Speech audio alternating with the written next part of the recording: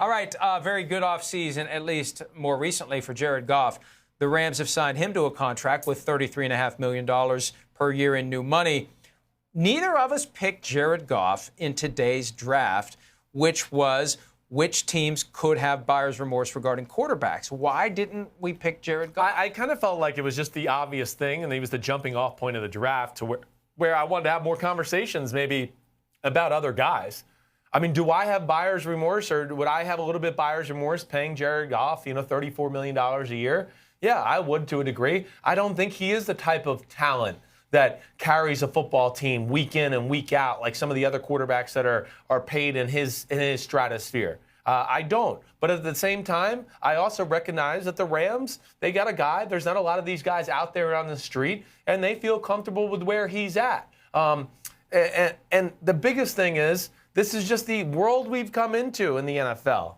It's the next quarterback up, gets the next big contract, and trumps everybody except for, in this case, Russell Wilson and Ben Roethlisberger, who, yes, he's not even in their class or their stratosphere at this point, but that's the way of the NFL, and the perception and public pressure around it is that Jared Goff is a big-time franchise quarterback, and the Rams, for that, are backed into a corner to a degree. You gave the very common sense, honest, transparent answer as to why neither of us picked Jared Goff. We had talked about Jared Goff throughout the show. Yes. This gave us a chance to talk about some others. I'll give you the lawyer answer as to why we didn't pick him. Yeah. Here's the lawyer answer. Yeah. If you want to defend why we didn't pick him. Number one, we don't know the structure of the deal. Yes, that's right. It may be a deal that the Rams can easily escape. Maybe there isn't a lot of money up front. Until we know the structure, we won't know how much regret they could have. Also, by the time we get to the point where the Rams would be saying, oh, man, we may have paid this guy too much money, the market may have exploded. Right. And they may look at it and say, $33.5 million per year for this guy's a pretty good deal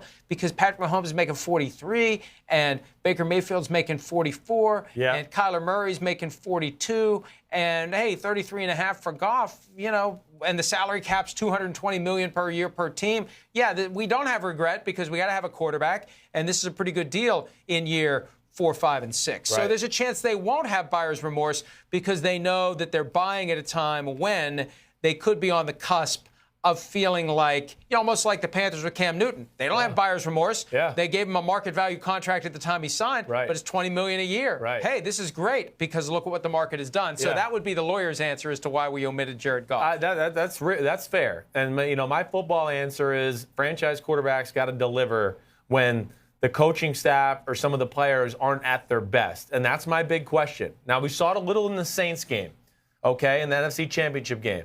But the Saints play man-to-man like almost every play. So it's not real hard to just figure out what the Saints are doing. But when it was the Bears or the Eagles or the New England Patriots, the plays were not made there in those games that you would expect a guy $34 million a year to be making, or a franchise quarterback. I can promise you that Mahomes, Rodgers, Carson Wentz, and some of those guys would have hit the first wide open post in the Super Bowl, and then certainly would have hit the other one that we talk about in the back of the end zone where the guy was standing there waving his arms for a period of time, and then he threw a fluttering ball into the back of the end zone to where a corner who was 30 yards away got to the ball in time and knocked it down. See, those are just little things that I have to see. He's going to have to prove me wrong, and I hope he does because it's not personal. This is just business and football, that he's worthy of this type of contract or being that kind of guy. I'm glad you mentioned that play because yesterday Peter King used the example of the first time they ran that play and Brandon Cooks popped wide open in the first half of the Super Bowl as evidence that moving forward, Sean McVay is going to say that's your first read. Well, I guarantee you by the time they did it the second time in that game, McVay had said to Jared Goff, that's your first read. That's why they did it again. Yes, they could say all they want. Mike, that play, I promise you, Mike, he's run it since high school. It is not a complicated play. You play Madden video games, right? It's one guy going on a post and one guy going on a deep cross, and they play action pass. Whoa, they reinvented the freaking wheel there. Holy crap. That is a truly, some people call that play NCAA because it's in every college team's playbook. He's been running that play forever. There's no excuses for that.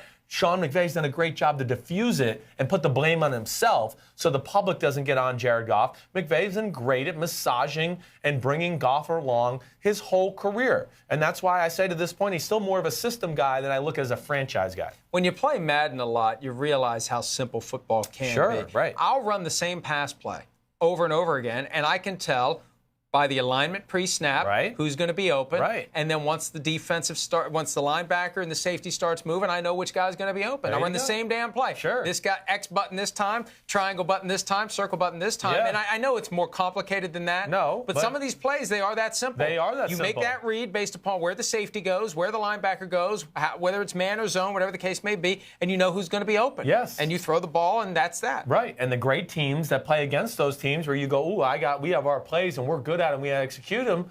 You know, the great defenses, they go, I know they like to run this in these formations. I'm going to put people in all the areas where, they think they know the reads, but, oh, gosh, we're going to have people every time he looks at first read. God, there's a guy there. Oh, second guy. Oh, gosh, there's a guy there. Oh, third guy. Oh, now I got to scramble, and it's just absolutely backyard football. Or that guy that you think is moving one way, and he ends up moving the other way, and by the time you let go of the ball, it's too late to do anything about it. No, I'm going to throw an interception. It's a horrible feeling. It's a horrible feeling. You familiar with that feeling? I'm very familiar. Hi, I'm Mike Tirico, and thanks for watching. Make sure to hit subscribe for the latest news and highlights from NBC Sports.